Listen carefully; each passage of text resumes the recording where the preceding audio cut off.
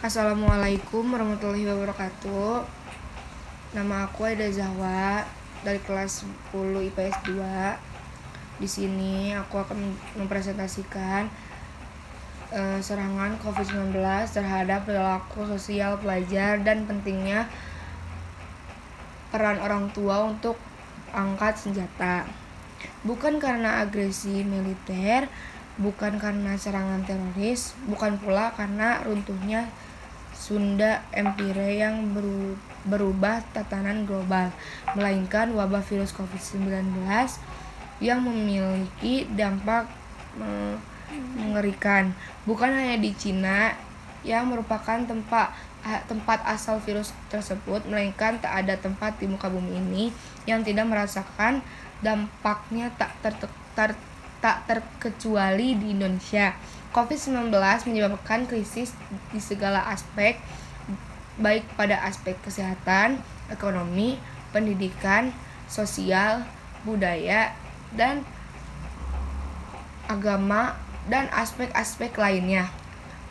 Sebagai seorang pelajar sekolah menengah atas, saya pun sangat merasakan dampaknya. Saya pikir ini kali pertamanya dalam sejarah dunia pendidikan, kegiatan belajar mengajar harus dilaksanakan tanpa tatap muka layaknya kegiatan belajar mengajar seperti biasanya. Ini merupakan cara yang cukup tepat untuk mengurangi bahkan memutus mata rantai penyebaran si COVID-19 itu meskipun tidak efektif bagi kegiatan belajar mengajar. Selain itu, saat ini berkembang teknologi informasi sudah sangat berkembang pesat. Dengan teknologi saat ini, kegiatan sosial bisa dilakukan di rumah masing-masing tanpa harus bertemu secara langsung satu sama lain dan ini tidak sejalan dengan sosial dan budaya masyarakat Indonesia pada umumnya, di mana masyarakat Indonesia merupakan salah satu bangsa yang memiliki budaya ngumpul-ngumpul. Metode belajar di rumah secara offline atau yang saat ini tidak kenal dengan metode daring, ternyata selain berdampak positif, metode ini juga memiliki dampak negatif terhadap sosial budaya anak bangsa.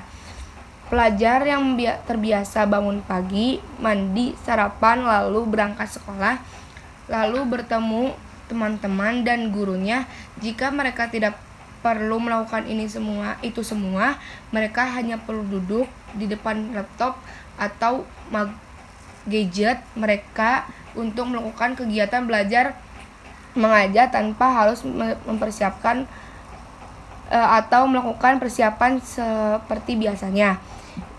Ini memaksa mereka, bahkan memberikan mereka ruang seluas-luasnya, tidak lebih banyak berinteraksi dengan laptop dan gadget, karena bukan dengan teman-teman dan guru mereka. Tak sedikit dari mereka menyalahgunakan momen ini untuk hal-hal yang tidak dibutuhkan atau bukan merugikan. Pada akhirnya mereka akan lebih senang dan nyaman berinteraksi dengan laptop atau gadgetnya dibandingkan dengan teman-teman dan guru mereka. Jika ini semua terjadi, maka siapa yang harus disalahkan? Sering berkembang teknologi yang sangat pesat ini telah banyak melahirkan aplikasi liburan yang sangat mudah unduh untuk digunakan seperti aplikasi lagu, foto, game, masih banyak lagi. Pada dasarnya aplikasi tersebut diciptakan hanya untuk hiburan semata. Namun karena kurangnya pemahaman penggunaan membuat penggunanya menjadikan aplikasi tersebut sebagai rutinitas bahkan prioritas, apalagi dengan metode belajar mengajar seperti saat ini yang memberikan keleluasaan bagi sebagai pelajar membiasakan waktu untuk menjalankan aplikasi tersebut, terutama bermain. Game banyak sekali dampak buruk yang akan terjadi jika hal ini tetap dibiarkan. Dampak buruk tersebut diantaranya berkurangnya sikap sosial terhadap teman, cenderung condong kebudayaan luar, resiko terkena radiasi, lambat memahami pelajaran, kecanduan, resiko menyalahgunakan, dan lain-lainnya. Berkaitan dengan hal ini, maka peran orang tua angkat senjata sangatlah dibutuhkan untuk membatasi penggunaan gadget terlebih lagi mengingat pada masa pandemi seperti saat ini, seorang anak yang juga belajar cenderung lebih banyak beraktivitas di rumah. Sikap tegas orang tua pada anak memang dibutuhkan. Tentunya itu lebih baik dibanding anak mengalami kecanduan. Jika sudah parah, cara menyembuhkan akan lebih sulit. Lalu, kenapa hanya membatasi bukan melarang? Karena jika anak dilarang sepenuhnya dalam penggunaan gadget, dapat menjadikan anak gaptek, yaitu gagap teknologi. Nantinya anak akan tertinggal dari teman-teman, apalagi pertanyaan metode daring memaksa anak lebih banyak beraktivitas dengan gadget dan laptopnya. Lebih karena cukup dengan membatasi saja, orang tua bisa membuat jadwal di jam berapa sekitarnya anak boleh main gadget, kemudian di jam berapa anak harus belajar, dan lainnya.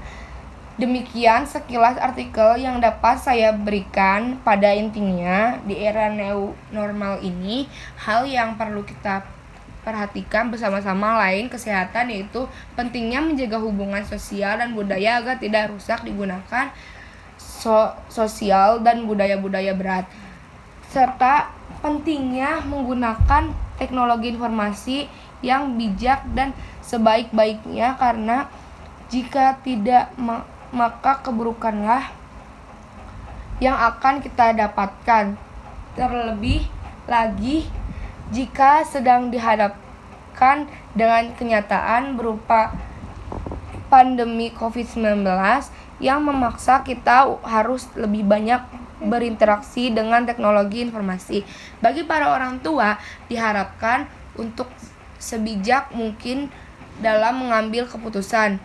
Orang tua yang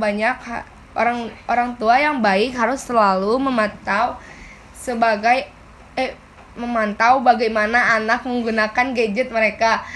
Semoga artikel ini bermanfaat bagi pembaca. Terima kasih. Wassalamualaikum warahmatullahi wabarakatuh.